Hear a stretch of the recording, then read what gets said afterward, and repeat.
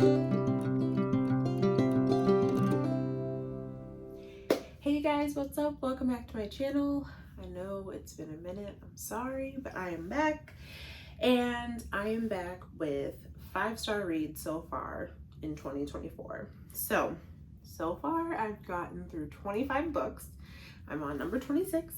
And out of those 25 that I have already read, I have 6 5-star reads. So I'm super excited to share them with you guys. Please don't mind me because I might have forgotten what they're about, to be honest. I read a book.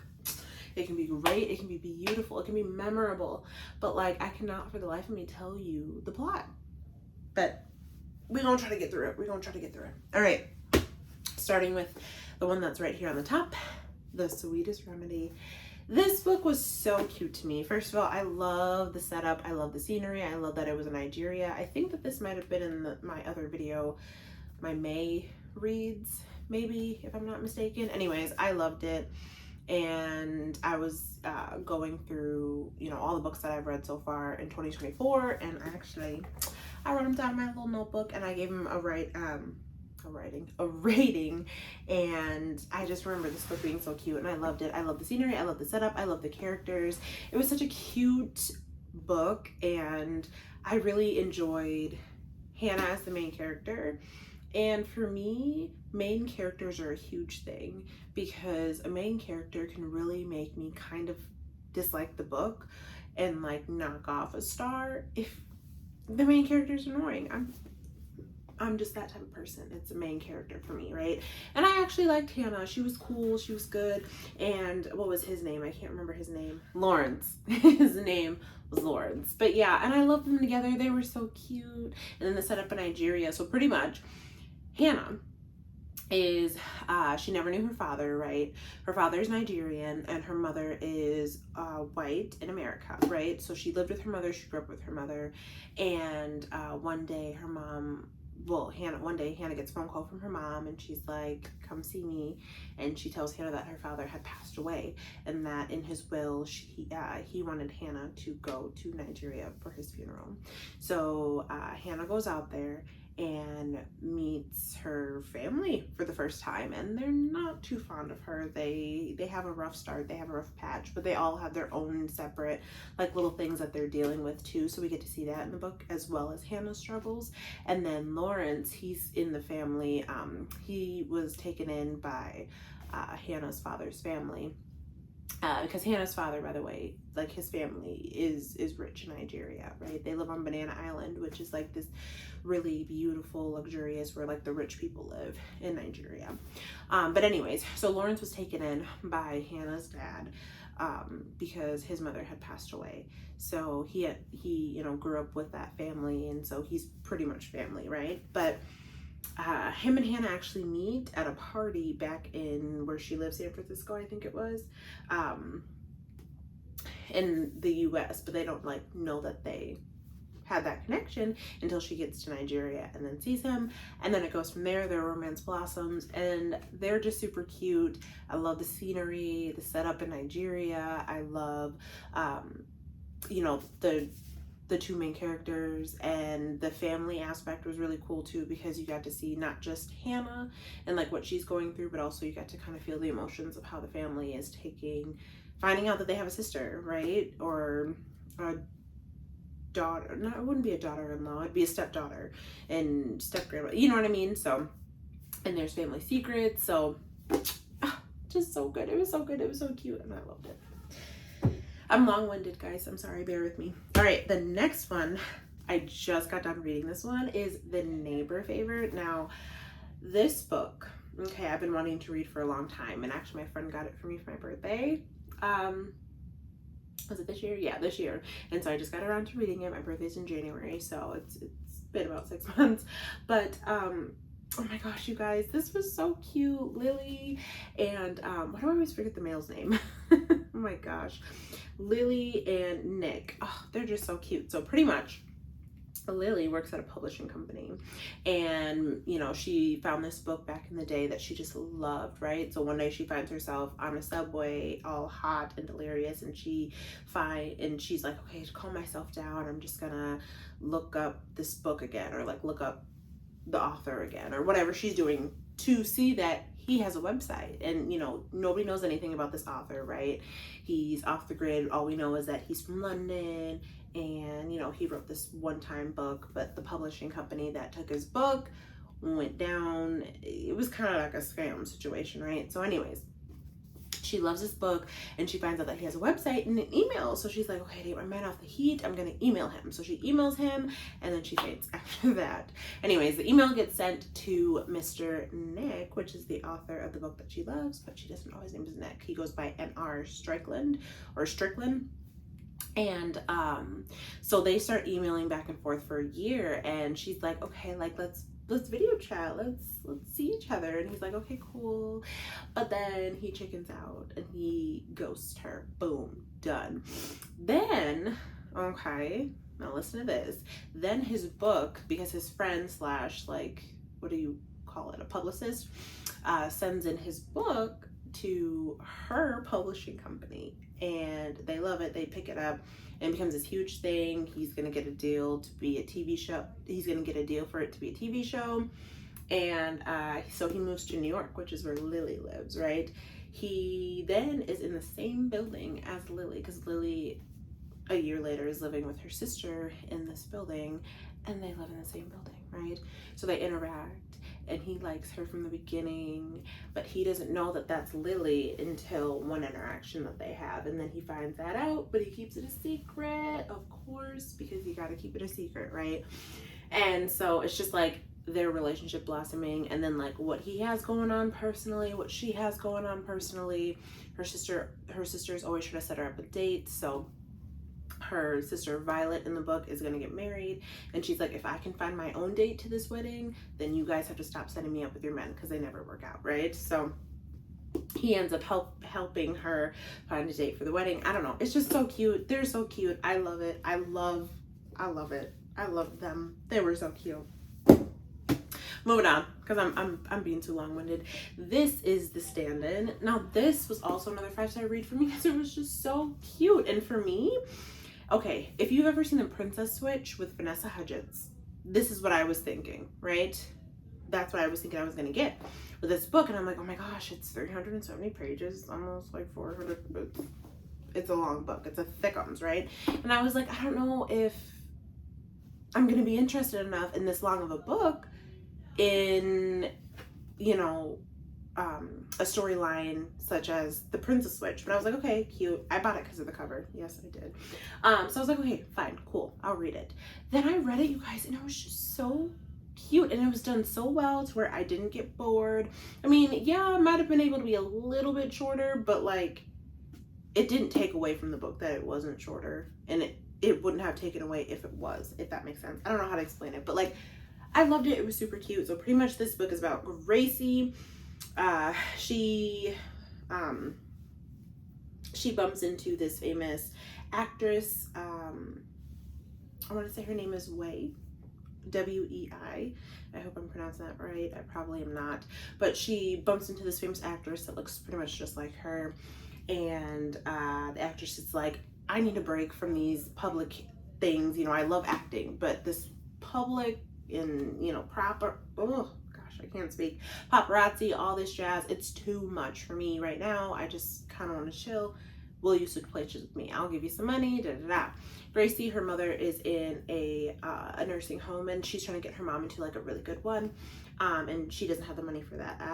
And her boss is a mess, right? He kind of harasses her, and so she's like, okay, like if I can just get this money, then I can get my mom into a good home. But she's like, oh, I don't know if I want to do it. Anyway, she ends up doing it, obviously. And Sam is the actress's friend, bodyguard type thing. People think that they're dating. Not really bodyguard, because he's also an actor, but like he's very protective over Wei, because you know, he just loves her, like, as a friend. Like, he's super close with her, right? But anyways, so the relationship that blossoms in here is like an enemies to lovers, because they don't like each other at first, because he's kind of like standoffish, and he's like, you just want it for the money, this, that, and the other, da, da, da. But then they create the whole relationship, which I think is super cute. Their relationship is super cute. But also in this book, you get to see like her real life problems, what's going on with Wei, and also that love that blossoms, and it's just all put together so well. And it's even super cute because she has her own little like app she came up with to kind of help with scheduling and things like that.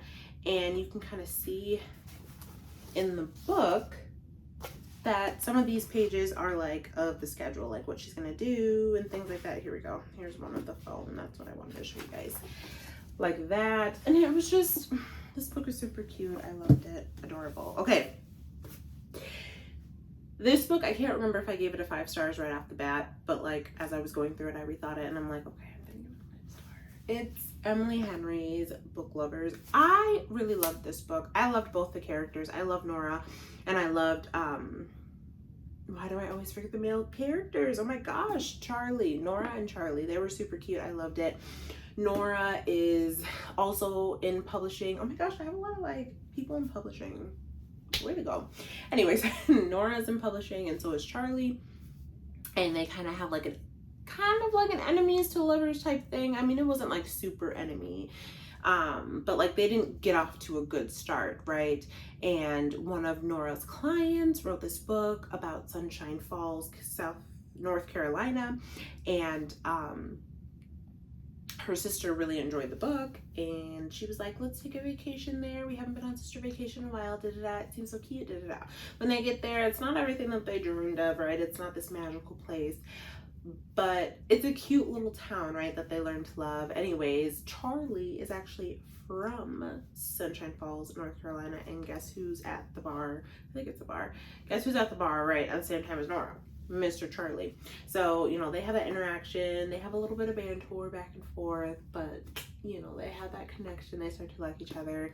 And then you also in here get to see what Nora's going through, and like the heavier hitting things, like losing her mother, and like her and her sister losing her mother, and then her having to take care of her sister and feeling like she needs to keep taking care of her sister even though her sister is grown, has kids and a husband. So yeah, the book was just super cute. Their relationship was cute, and the way that what I really enjoyed about this book was the ending, especially. I think that was my favorite part, was how it ended. Because a lot of books, like their happy endings, they end in a way where it's like, oh, that's super cute. But this was more of a unique ending for me. I don't know how to explain it, because it was like the way it ended, I was like, that's good. I'm glad that, okay. Like, I'm glad she didn't do this. I'm glad that this happened instead. Like, that really made me happy. So 5 stars, super cute, great little summer read, adorable. Next, we're gonna get some little mystery up in here. The Trap by Catherine Ryan Howard. This book I just recently read, and this was super good, you guys. So pretty much this is mainly about Lucy, okay? Lucy's sister Nikki went missing a year ago, and she's been trying to find out what happened to her, right? But Nikki isn't the only girl that went missing. There's been other girls that went missing, but it didn't really hit the news until one specific girl went missing. I think her name was Jennifer. I can't really remember. I'm sorry. But one specific girl went missing. She was 17. She was like the golden girl, right? And her parents were a little bit more known, a little bit more social. And so, and knew somebody on the police force. And this takes place in Ireland, I should mention. Because it's not like police force, but that's what I'm calling it. But anyways, on the guard, I think. And so that's when this case is more brought to light, because of the 17-year-old girl that went missing, because her parents kind of like pushed that to be news, right? So they found some clues where they're like, okay, maybe these girls are connected. So in here you get to see Lucy's side of the story, and then we follow a detective, Denise, and we get to see her side of the story and kind of like her following a case that was before that might be intertwined with the case that they're working on now with the other missing girls, because this one girl that went missing might be led to might be in the same space as the other girls that went missing. And then you have another girl perspective that we don't know particularly who it is. I mean, we can guess who it is, but we have somebody else's perspective a little bit on in the book, who were like, okay, we don't know what she's doing, but she's talking about like being in this place and being hot and being locked in there and da da da. And then we also get the kidnapper's point of view and like their thought process, this, that, and the other. So it was just overall a very, very good book. And then the ending had me like, I am so upset. I was very much upset at the ending, but not upset because it was a bad ending. Upset at the characters. Okay. If you read this book and you get to the end, let me know how you feel. Because I was so upset. I was like, I was so upset. But this was such a good book. And it really made you think. And honestly, like having this perspective of the kidnapper was like creepy to read, because like I don't know, it was creepy to read the thought process. I don't know, it made me like ugh. But very good book. All right, last one. There you go, you got through with me. Thank you. The last one is Every Time I Go on Vacation, Someone Dies. Now this book was so cute, and I say cute because like you're probably looking at the title like, what, cute? But it was funny. I was like, oh, really?